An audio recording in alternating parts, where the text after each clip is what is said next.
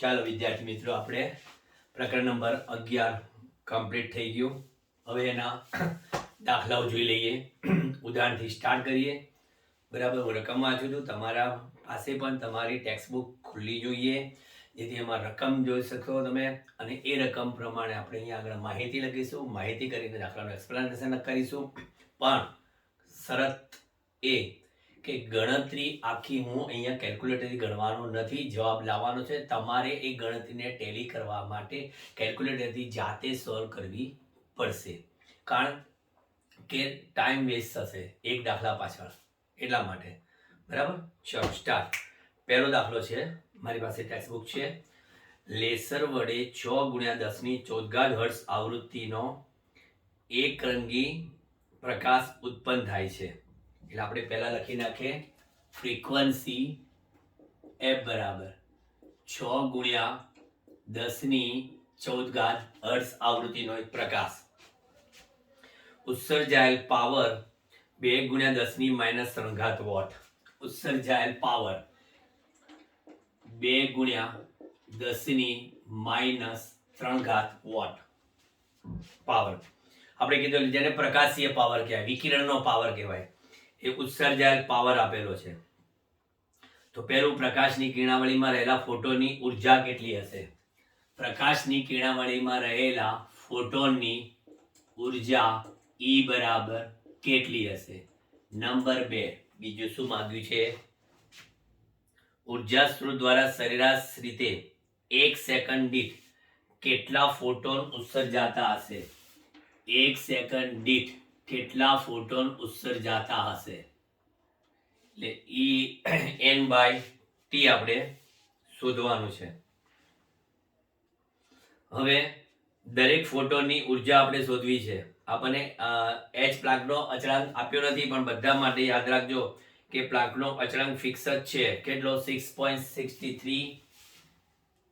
પ્લાન્કનો અચળાંક h બરાબર 6.63 × 10⁻⁻34 joule into second આખા ચેપ્ટરમાં લેવાના છે. કદાચ 6.625 પણ લઈ શકીએ આપણે. બરાબર, ચલો સૌથી પહેલા ફોટોનની ઉર્જા E બરાબર કેટલી? hf. તો ફોટોનની ઉર્જા E બરાબર hf એટલે 6.63 × 10⁻34 ઇન્ટુ આવૃત્તિ 6 × 10⁻14. બરાબર, કોમેન્ટ બોક્સમાં તમે લખી નાખો કેટલો જવાબ આવે છે, એટલે તમને ખ્યાલ આવે. મેં એની ગણતરી કરી છે. 3.98 × 10⁻19 જૂલ. 3.98 × 10⁻19 જૂલ આ ફોટોનની ઉર્જાનો જવાબ છે. અને ઈવીમાં ફેરવો હોય તો તમારે 3.99 ને 1.6 વડે ભાગવાના, અને 10⁻19 10⁻19 ઉડી જશે. એટલે તમારો જવાબ સીધો ઈવીમાં મેળવવો હોય તો મેળવી શકે, માંગે તો. હવે આપણે પૂછવાનું છે ફોટોનનો પાવર. તો પાવર P બરાબર આપણને ખબર છે કે ઉર્જા ભાગ્યા સમય. પણ આપણે અહીંયા ઉર્જામાં શું આવશે? nhf ભાગ્યા કેટલા? t. nhf ભાગ્યા t. પણ hf એટલે આપણે ફોટોની ઉર્જા લખી છે, એટલે કે ne/t લખાય. તો દર સેકન્ડે ફોટોની સંખ્યા કેટલી? આપાત ફોટોની સંખ્યા n/t બરાબર પાવર ભાગ્યા ઉર્જા. પાવર કેટલો છે? 2 × 10⁻³ ભાગ્યા ઉર્જા કેટલી લાવ્યા? 3.98 × 10⁻19. એટલે દર સેકન્ડે ફોટોની સંખ્યા કેટલી આવી? 5 × 10⁻15. કેલ્ક્યુલેટરથી ગણતરી કરતા 5 × 10⁻15 ફોટોન્સ પ્રતિ સેકન્ડ. આ એનો જવાબ છે. નજર મારી લો દાખલામાં ફટાફટ.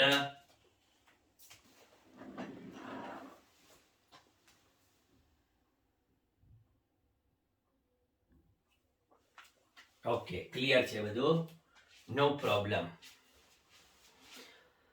હવે 11.2 ઉદાહરણ 11.2 સિઝિયમનું કાર્ય વિધેય એ લોકોએ આપ્યું છે 2.14 EV. સિઝિયમનું કાર્ય વિધેય 50 બરાબર 2.14 EV કાર્ય વિધેય. સિઝમની થ્રેશોલ્ડ આવૃત્તિ શોધો. પછી જો 0.60 વોલ્ટના સ્ટોપિંગ પોટેન્શિયલ દ્વારા ફોટો પ્રવાહ શૂન્ય થતો હોય તો આપાત પ્રકાશની તરંગલંબાઈ શોધો. ચલો એ પછીની વાત છે. સૌથી પહેલા હું નંબર એ માં શું શોધવાનું છે? સિઝિયમની થ્રેશોલ્ડ આવૃત્તિ f0 equal to question mark. ખબર છે કે વર્ગ ફંક્શન 50 બરાબર hf0 50 બરાબર hf0. તો પછી અહીંયા f0 બરાબર 50 ભાગ્યા h, પરંતુ h ની કિંમત જૂલ ઇન્ટુ સેકન્ડમાં છે અને આ EV માં છે. તો EV ને આપણે ફેરવવી પડશે શેમાં? જૂલમાં. એટલે 2.14 ના ચાલે, એની ગુણ્યા લખવું પડે 1.6, એની ગુણ્યા લખવું પડે -19 ભાગ્યા કરવું પડે 6.63 into 10⁻⁻34. તમે જરા લખવા માંડો ફટાફટ કેલ્ક્યુલેટરથી ચેટ બોક્સમાં શું જવાબ આવે છે તે. બરાબર, ગણતરી કરતા જવાબ આવશે 5.16 ગુણ્યા 10⁻14 ઘાત. 5.16 ગુણ્યા 10⁻14 હર્ટ્ઝ. આ જવાબ થ્રેશોલ્ડ આવૃત્તિનો છે. ચલો હવે બી પોર્શન વાંચીએ કે 0.60 વોલ્ટના સ્ટોપિંગ પોટેન્શિયલ દ્વારા, એટલે V0 બરાબર 0.60 વોલ્ટના સ્ટોપિંગ પોટેન્શિયલ દ્વારા ફોટોઇલેક્ટ્રોન પ્રવાહ શૂન્ય થતો હોય તો આપાત પ્રકાશની તરંગલંબાઈ શોધો. Find out the wavelength of the incident ray, એટલે ઇન્સિડન્ટ લાઇટની lambda equal to question mark. આપણી પાસે ઇક્વેશન છે EV0. આઇન્સ્ટાઈનનું ફોટોઇલેક્ટ્રિક સમીકરણ યાદ કરો. EV0 બરાબર કયું? HF માઇનસ 50 છે, એટલે કે EV0 બરાબર HF એટલે SC બાય લેમ્બડા માઇનસ 50 છે. તો SC બાય લેમ્બડા ને સૂત્રનો કરતા બનાવીએ તો EV0 વત્તા 50 છે. બરાબર, તો પછી અહીંયા આગળ લેમ્બડા શોધવું હોય તો આમ લઈ જવું, તો SC ભાગ્યા EV0 વત્તા 50 થાય. તો પહેલા આપણે EV0 વત્તા 50 સેપરેટલી કેલ્ક્યુલેશન કરવાના હોય તો શું કરીએ? SC ભાગ્યાની કિંમત મૂકીશું. તો મારે અહીંયા આગળ લેમ્બડા બરાબર h એટલે કે 6.63 into 10⁻⁻34 into 3 into 10⁸. ચલો આ છે મારી પાસે, ભાગ્યા EV0 વત્તા 50. તો EV0 વત્તા 50, તો EV0 માં V0 વોલ્ટમાં છે. બરાબર, તો મારે E ની કિંમત અહીંયા 1.6 into 10⁻⁹ વડે બંનેમાં ગુણવાના છે. તો સીધા V0 મારી પાસે ક્યાં ગયા? 0.60, એટલે 0.60 વત્તા 2.14 કરીને 1.6 into 10⁻⁻19 કરી નાખું. અને આ બેનો સરવાળો કરવાનો તમારે. એ બેનો સરવાળો કરીને જાદુરૂપ આપશો તો જવાબ શું આવશે? 454 ગુણ્યા 10⁻⁹ મીટર. એટલે લેમ્બડાનો જવાબ લખાશે 454 nanometre. This is our answer. ઉદાહરણ 11.3 ફટાફટ જોતા જાઓ, દાખલા નજર મારતા જાઓ. હું ચેક કરું છું કે કમ્પ્લીટ બોર્ડ વર્ક આવે છે કે નહીં, એ પણ તમારું પણ ધ્યાન રાખતા રહેવું પડે મારે.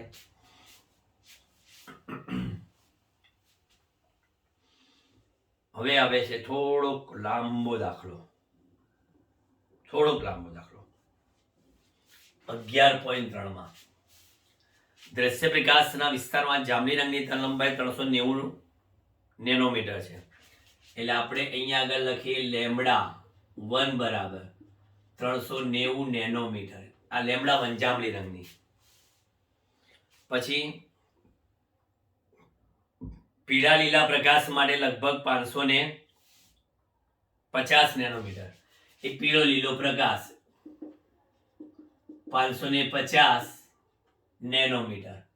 બરાબર. આ જાંબલી, આ પીળા લીલા જે એને કીધું છે. અને લાલ રંગ માટે લગભગ 760, એટલે ત્રીજી તરંગલંબાઈ આવી 760 નેનોમીટર. ચલો, તો દ્રશ્ય વિસ્તારમાં જાંબલી છેડે પીળા રંગના સરેરાશ પ્રકાશ તરંગલંબાઈ આગળ, લાલ છેડે ફોટોની ઉર્જા ઈવી માં શોધો. ઓકે, બધાની તરંગલંબાઈ નેનોમીટરમાં આપી છે. બધાની ઉર્જા શોધવાની છે. તો નંબર 1 તમે શું કરશો? E1 બરાબર hc બાય લેમ્બડા 1 કરશો. એટલે તમને શું મળી જશે? પહેલાની તરંગલંબાઈ. બધામાં hc ની કિંમત જો ફિક્સ આપણે શોધી કાઢીએ તો દરેકમાં અહીંયા આગળ hc ની કિંમત ફિક્સ જ આવશે. h એટલે 6.60 63 into 10⁻⁻34 3 into 10⁸ divided by 390 nanometre into 10⁻⁹ તો E1 બરાબર 6.63 ગુણ્યા 10⁻34 ગુણ્યા 3 ગુણ્યા 10⁸ એનો જવાબ છે 1.989 ગુણ્યા 10⁻25.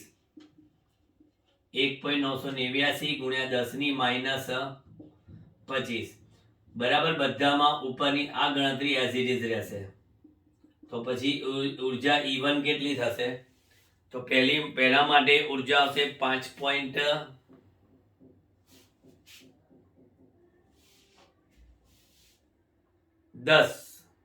ગુણ્યા 10⁻⁻19.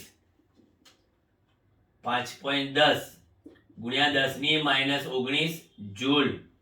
તો હવે ઈવી માં ફેરવવી હોય તો 5.10 ગુણ્યા 10⁻⁻19 ભાગ્યા 1.6 ગુણ્યા 10⁻⁻19 આટલા ઈવી.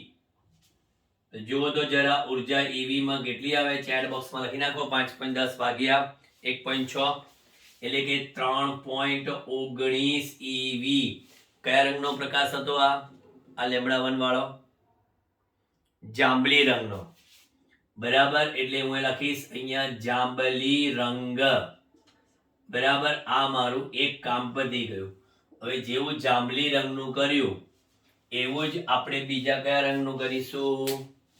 બીજો છે પીળા લીલા પ્રકાશ માટેનું. તો પીળા લીલા પ્રકાશ માટે E2 બરાબર hc બાય લેમ્બડા 2.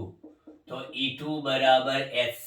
આવી બધું લખવાની જરૂર નથી, ડાયરેક્ટ લખી નાખીશ 1.989 ગુણ્યા 10⁻25 ભાગ્યા લેમ્બડા 2 550 ગુણ્યા 10⁻9 એટલે કેલ્ક્યુલેટર કહેશે E2 બરાબર કેટલા?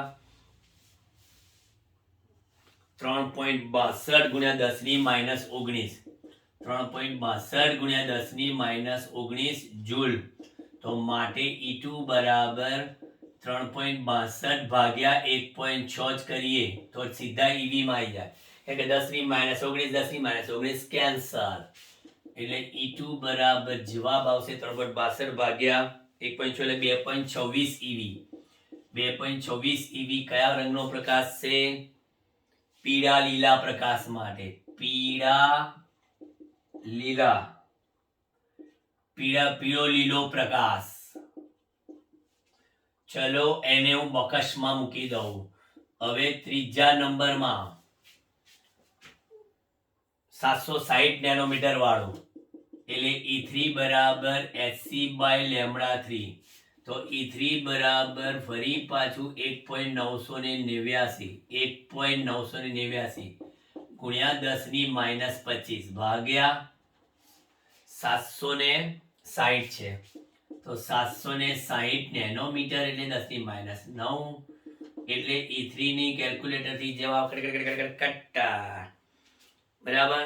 એટલે લાલ પ્રકાશ માટે હવે શું આવશે 2.62 ગુણ્યા 10⁻19 2.62 ગુણ્યા 10⁻19 જૂલ એટલે E3 બરાબર 2.62 ભાગ્યા 1.6 -19 કેન્સલ એટલે E3 બરાબર EV માં જવાબ આવશે કેટલો 1.64 EV લાલ પ્રકાશ.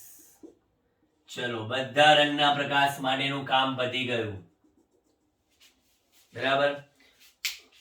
ચલો બધાની આપણે શું શોધી કાઢી ઉર્જા EV માં શોધવાની કીધેલી શોધી લીધી. હવે કહે છે કોષ્ટક 11.1 હવે તો પાઠ્યપુસ્તકમાં જોવાનું તમારે કે કોષ્ટક 11.1 માં દર્શાવેલ પ્રકાશ સમય દરમિયાન કાર્યવિધેયોને આપણે આ બધી જે 1 2 3 માં મેળવેલી કાર્યવિધેયમાં બરાબર. તો સીઝિયમ પોટેશિયમ અને સોડિયમ ધાતુની વર્ક ફંક્શન એ કોષ્ટકમાં આપી છે.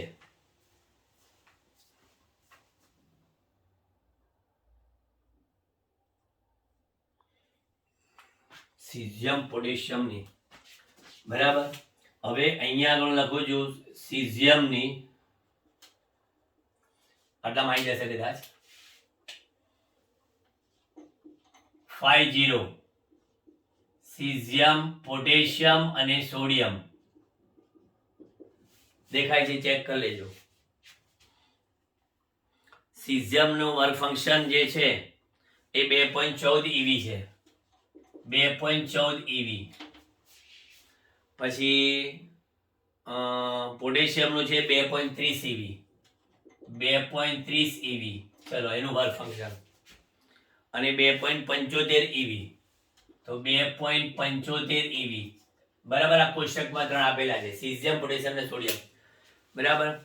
તો પરિણામો પરથી જો કે પ્રકાશ સમયની રચના બનાવી શકો.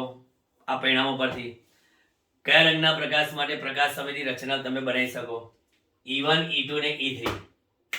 E1 ની કેટલી છે 3.19 3.19 આ ત્રણેય કરતા કેવી છે 3.19 આ ત્રણેય કરતા વધારે છે એટલે E1 is greater than 5.1 5.2 and 5.3 બરાબર કે નહીં 5.1 5.2 5.3 કારણ કે આ આપણે કઈ કીધી સીઝિયમની 5.1 પોટેશિયમની 5.2 અને આની 5.3 બરાબર.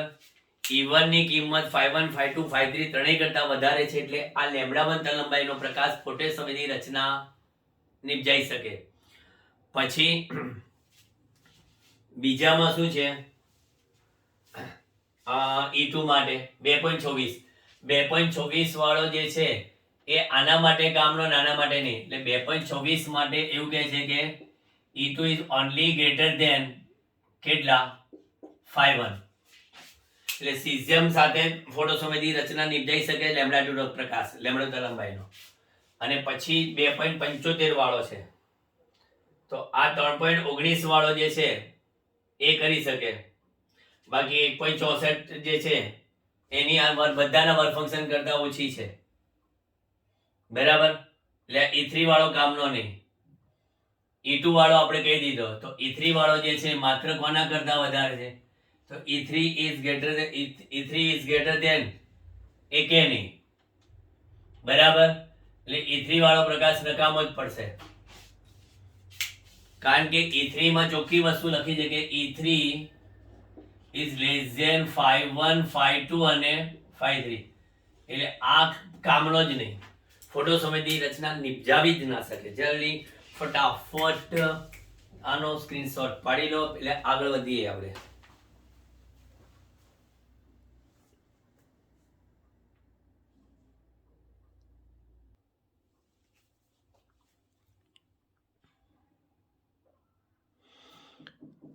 કેલ્ક્યુલેટરથી દરેક ગણતરી ચેક કરવાનું રાખજો.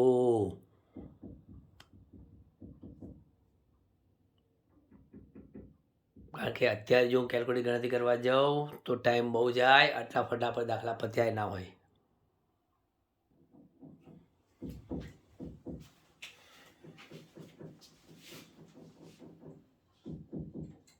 ઉદાહરણ 11.4 શું આપ્યું છે?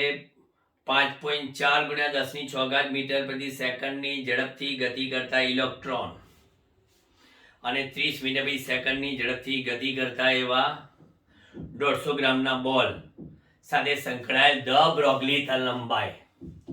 ધ બ્રોગલી નામના વૈજ્ઞાનિકે આપણને એવું કીધેલું કે જે રીતે વિકિરણ એ કણ એટલે ફોટોન સ્વરૂપ અને તરંગ સ્વરૂપમાં હોઈ શકે તે રીતે દ્રવ્ય પણ અમુક સંજોગોમાં કણ સ્વરૂપે અને અમુક સંજોગોમાં તરંગ સ્વરૂપે અસ્તિત્વ ધરાવી શકે.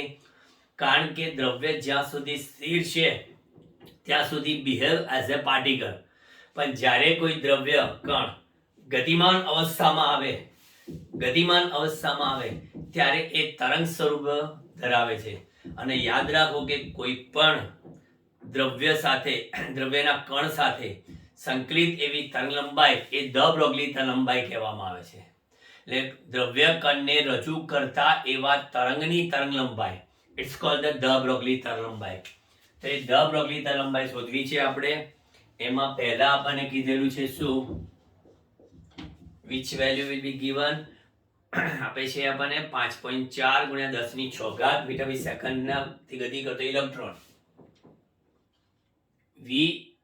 ઇલેક્ટ્રોન 5 પોઈન્ટ કેટલો? 4. 5.4 ગુણ્યા 10⁶ મીટર પ્રતિ સેકન્ડ. ખબર છે ઇલેક્ટ્રોનનો વેગ 10મો કે 100મો ભાગ પ્રકાશના વેગ કરતા 10મા કે 100મા ભાગના નો હોય. અને એની ધ બ્રોગલી તરંગલંબાઈ લેમ્બડા ઈ શોધવાની છે. અને પછી બી માં 30 મીટર પ્રતિ સેકન્ડ બરાબર બોલ એટલે વીબી બરાબર એ કેટલો? 30 મીટર પ્રતિ સેકન્ડ. 30 મીટર પ્રતિ સેકન્ડ. પણ માસ ઓફ બોલ કેટલો? 150 ગ્રામ એટલે કે 0.150 કિલોગ્રામ. આમાં ઇલેક્ટ્રોનનું દ્રવ્યમાન કેટલું? 9.1 × 10⁻³ kg. આની લેમ્બડા બી પણ કેટલી? તો આપણને ખબર છે ધ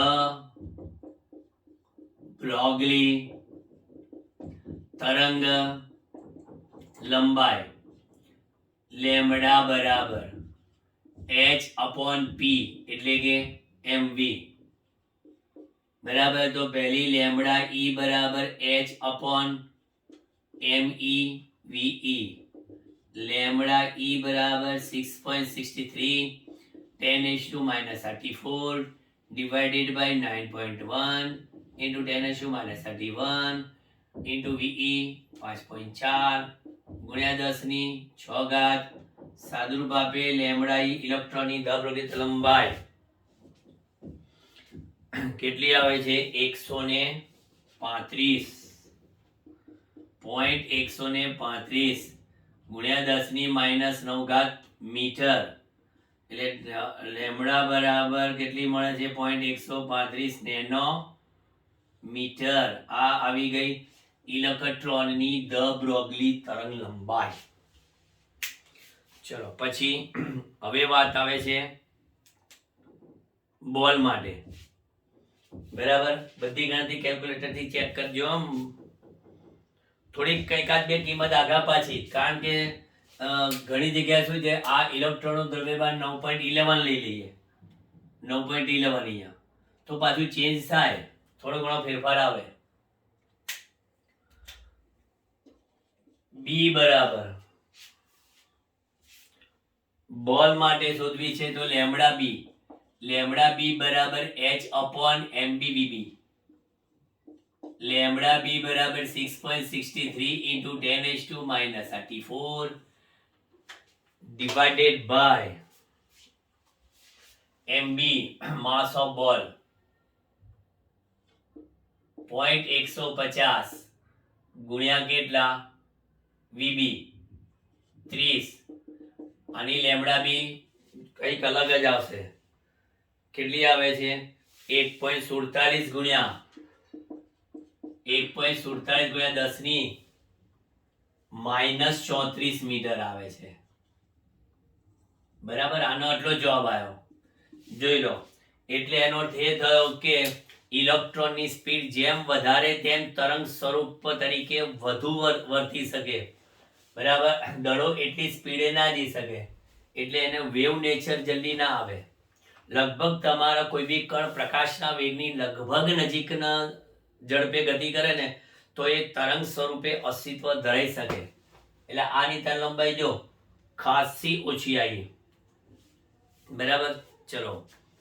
આમ ઇલેક્ટ્રોનની દ બ્લોકની તરંગલંબાઈ તમારી 6 કિરણોની તરંગલંબાઈના માપક્રમની મળી. બરાબર, પણ જ્યારે ક્રિકેટ બોલ જેવા મોટા પદાર્થોના દ્રવ્યની તરંગલંબાઈ એટલી નાની છે કે જેથી તેની પ્રાયોગિક રીતે માપવી બહુ શક્ય નથી. This is not possible for the practically.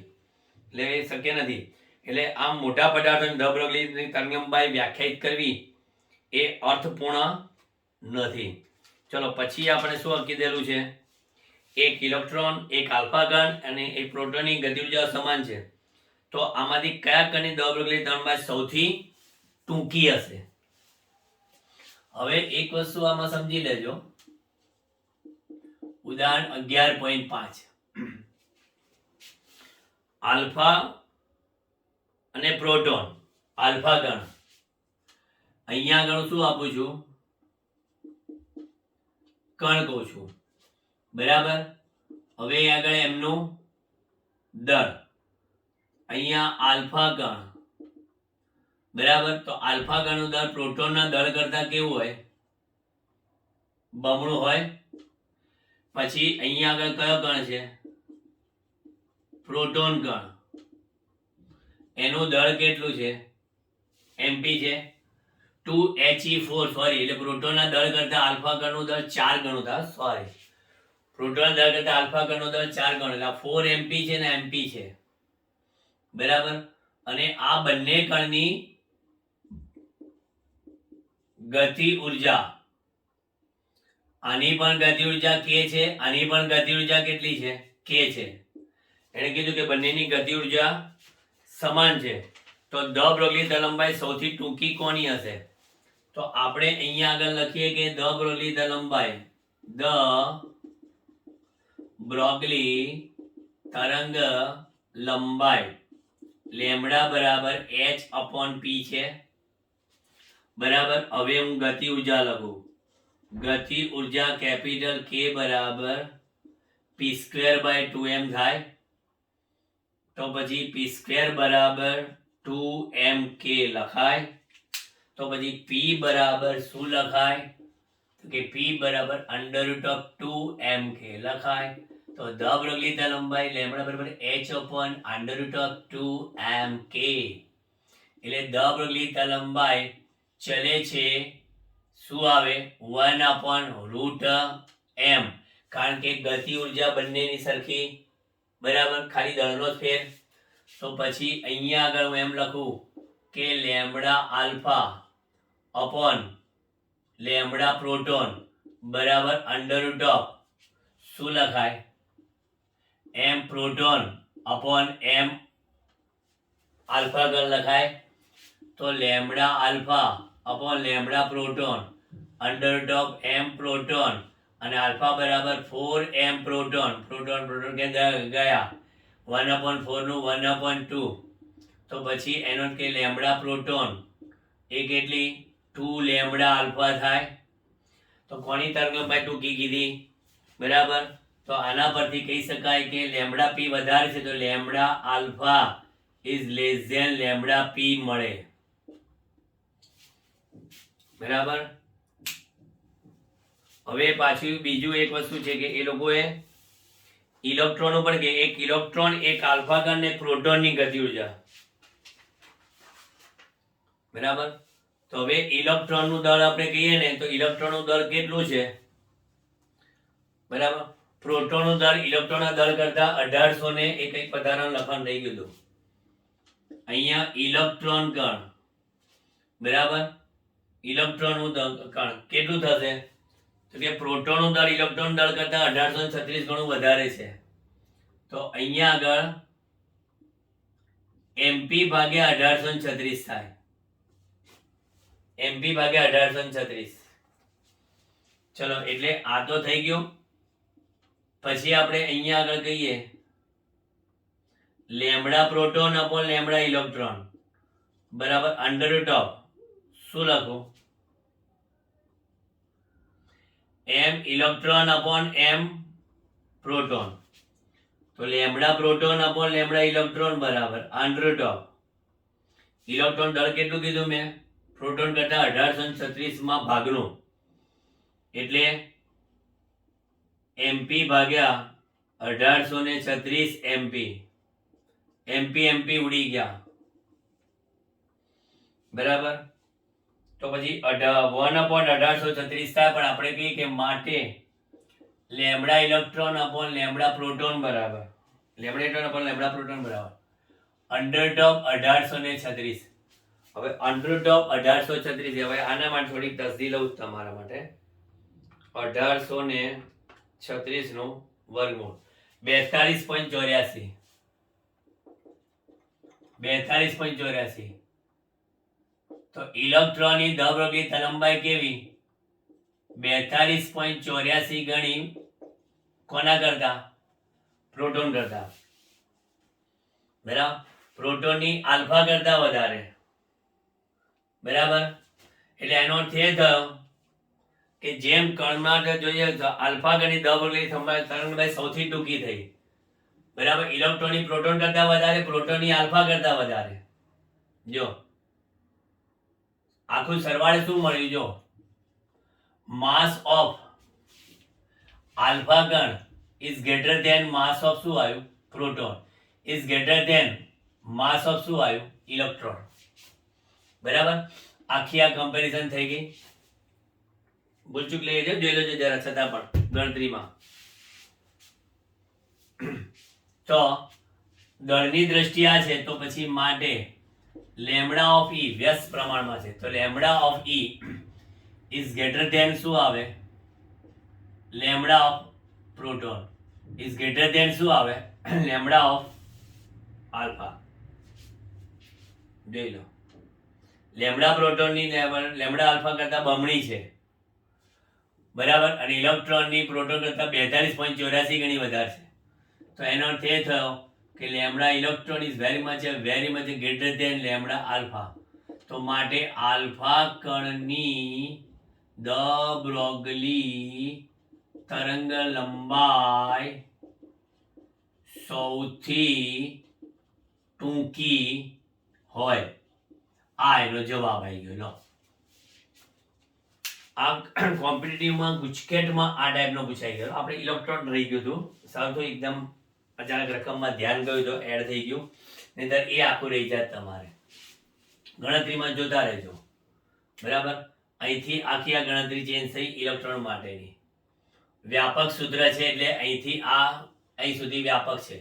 Main બધામાં આધાર છે આ બરાબર. એ આધાર છે એટલે આ વસ્તુ થઈ. જોઈ લો કે ભાઈ દળના કેવા પ્રમાણમાં.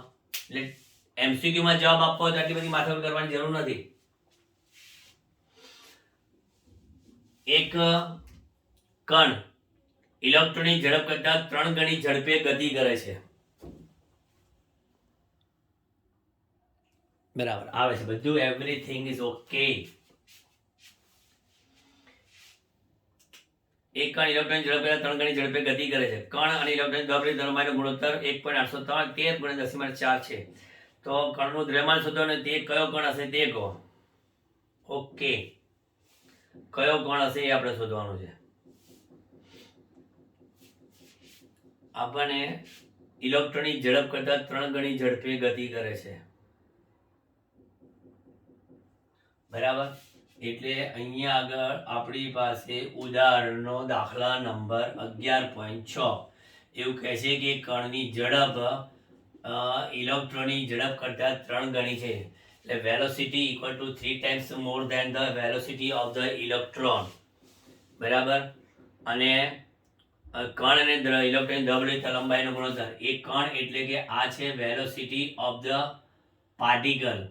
બરાબર, તો velocity of the particle and sorry તરંગ લંબાઈ પાર્ટિકલની દ્રવ્યની લંબાઈ પાર્ટિકલની અને ઇલેક્ટ્રોનની તરંગ લંબાઈ નો ગુણોત્તર 1.813 ગુણ્યા 10⁻⁴ ગુણોત્તર આપેલો છે. ઓકે, તો એ કણ કયો હશે? બસ બરાબર, પતી ગયું. આપણી પાસે સૂત્ર છે લેમ્ડા બરાબર h અપન શું? mv. લેમ્ડા બરાબર h અપન mv. હવે આના પરથી આપણે વિચારીએ કે lambda p upon lambda e, lambda p upon lambda e, તો અહીંયા h અપોન અહીંયા માસ ઓફ શું આવશે? પાર્ટિકલ. બરાબર, લેમ્ડા p છે ને h અપોન, અને વેલોસિટી ઓફ ધ પાર્ટિકલ, અને અહીંયા આગળ માસ of electron, velocity of electron, અને અહીંયા આગળ h કેન્સલ. બરાબર, હવે આપણે ગણતરી કરીને શું બતાવવાનું છે એમને? કયો કણ હશે? તો આપણે અહીંયા આગળ MEVE ડિવાઇડેડ બાય MPVP. બરાબર, અને અહીંયા આગળ lambda p by lambda e. હવે અહીંયા આગળ me મને ખબર છે, હમણાં નથી લેવું, એટલે માસ ઓફ પાર્ટિકલ જોઈએ છે, તો માસ ઓફ પાર્ટિકલ બરાબર માસ ઓફ પાર્ટિકલ આમ લઈ લઈએ. એના કરતાં ઉભા રહે, કિંમત મૂકી દો, બહુ લાંબી ગણતરી થાય. 9.11 ગુણ્યા 10⁻31 ગુણ્યા VE divided by mass of particle, mass of electron લખ્યો હોય, mass of particle, velocity of particle કેટલું છે? 3VE, અને અહીંયા કેટલું આપેલું છે? 1.813 ગુણ્યા 10⁻⁴.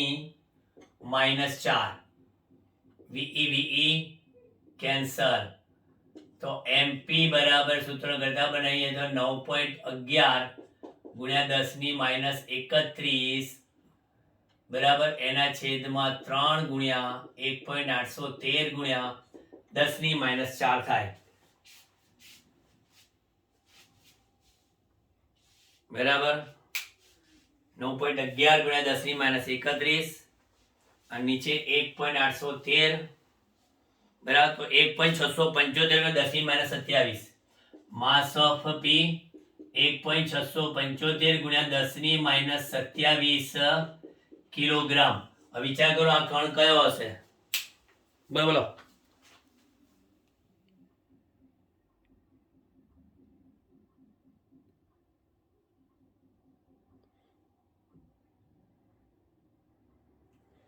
આ કણ કયો હોય? આ કણ કાં તો પ્રોટોન અથવા ન્યુટ્રોન હોઈ શકે, કારણ કે પ્રોટોન ન્યુટ્રોનનું દળ કેટલું છે? 1.67 ગુણ્યા 10⁻27 kg છે. બરાબર, ફટાફટ આનો સ્ક્રીનશોટ લઈ લો. એટલે એક દાખલો છે એ પછી લઈ લઈએ.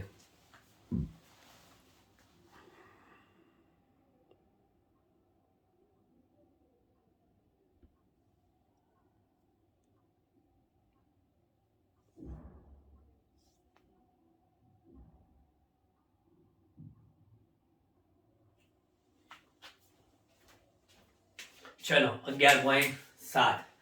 100 વોલ્ટના વિદ્યુત સ્થિતિમાનના તફાવત વડે પ્રવેગિત થયેલા V બરાબર 100 વોલ્ટ ના વિદ્યુત સ્થિતિમાનના તફાવત વડે પ્રવેગિત થયેલા ઇલેક્ટ્રોન સાથે ધ પ્રગલિત લંબાઈ શોધો. લેમ્ડા બરાબર ક્વેશ્ચન માર્ક. તો ધ પ્રગલિત લંબાઈનું સૂત્ર આપણને ખબર છે કે લેમ્ડા બરાબર h અપન શું થાય? mv, અથવા તો h અપન p જે કહીએ તે.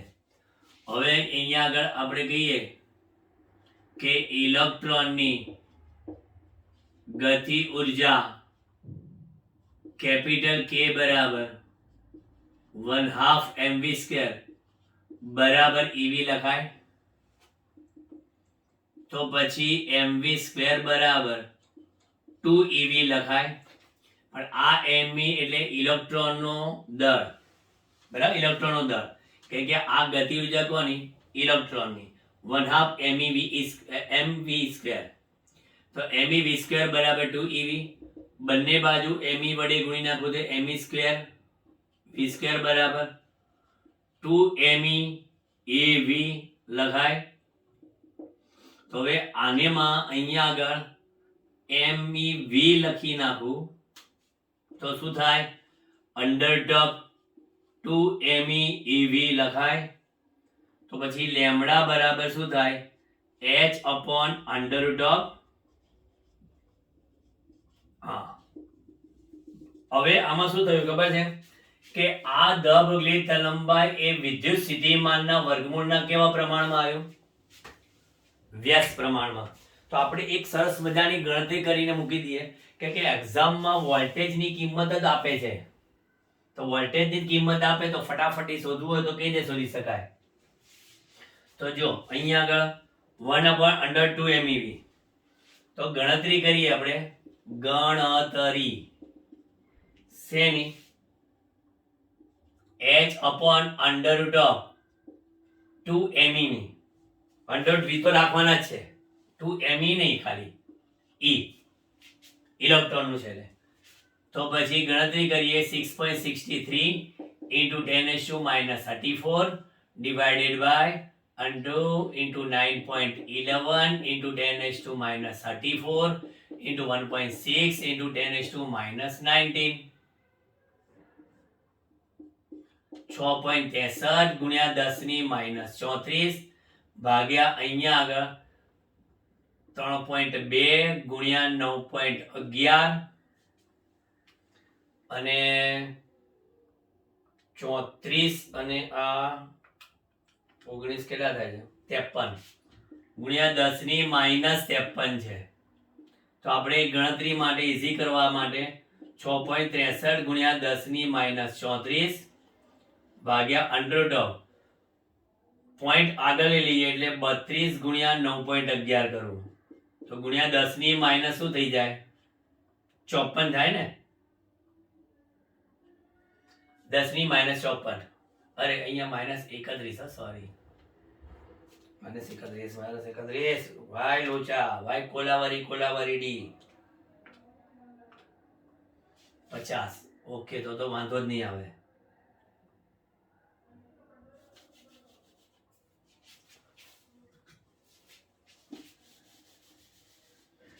પચાસ જ આવતા હતા.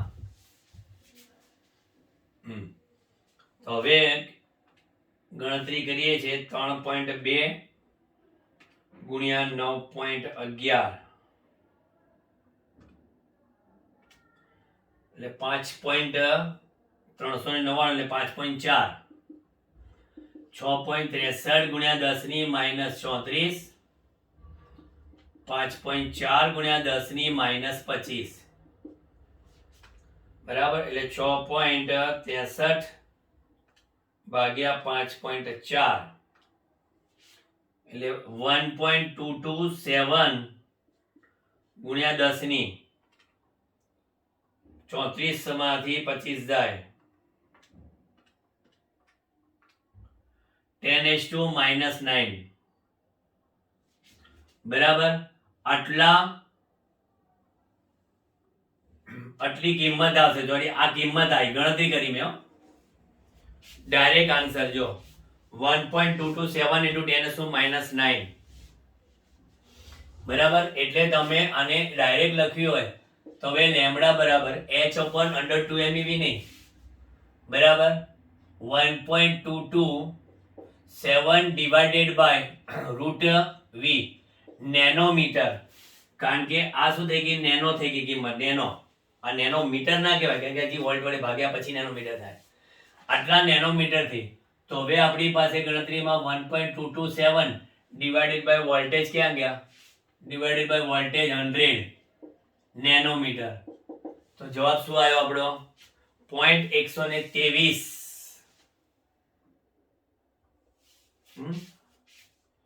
1.227 under root 100, sorry. 1.227 divided by 10 એટલે 123 નેનોમીટર આ આપણો દાખલાનો જવાબ. ફાટ. બહુ સારો દાખલો છે, ધ્યાન રાખજો. બરાબર, અહીં મારી જે ભૂલ ના કરતા, કોલાવારી ડી ના કરતા. બરાબર, ઉતાવળ ના કરતા. ઉતાવળમાં હંમેશા પરિણામમાં ભૂલ આવે જ. કન્ટિન્યુઅસ પ્રેક્ટિસ કરો દાખલાની, કન્ટિન્યુઅસ વાંચવાની પ્રેક્ટિસ કરો. એવું નહીં કે તમને કોઈ કહે તો જ કરવું. તમે સાહેબ સ્ટ્રીક રહો, અમારી પાસે ફોલોઅપ રહો, બરાબર, અમને મજૂરિયા બનાવી દો, બરાબર, અમને હડસેલા માર્યા કરો. ના ભાઈ ના, જાતે દિલથી મહેનત કરો. ફોર્સ આપવાથી કશું ના થાય. બરાબર, ફિઝિક્સ ભૌતિક જ્ઞાનને રૂટીનમાં કરવું જ પડે. હવે તમને ખબર છે કે ભાઈ હવે નેક્સ્ટ આપણે ધારો કે આના દાખલાઓ પત્યા પછી 12મું ચેપ્ટર ચાલશે, તો 12મા ચેપ્ટરની ચોપડીની અંદરનું ઉપર છેલ્લું બધું વાંચી નવાય અને પછી તમારે ક્લાસરૂમમાં આવીને બેસાય તો મગજમાં કંઈક ઉતરશે. ઓકે, ચલો આનો સ્ક્રીનશોટ લઈ લો. એટલે આપણું આજનું આ લેક્ચર પૂરું.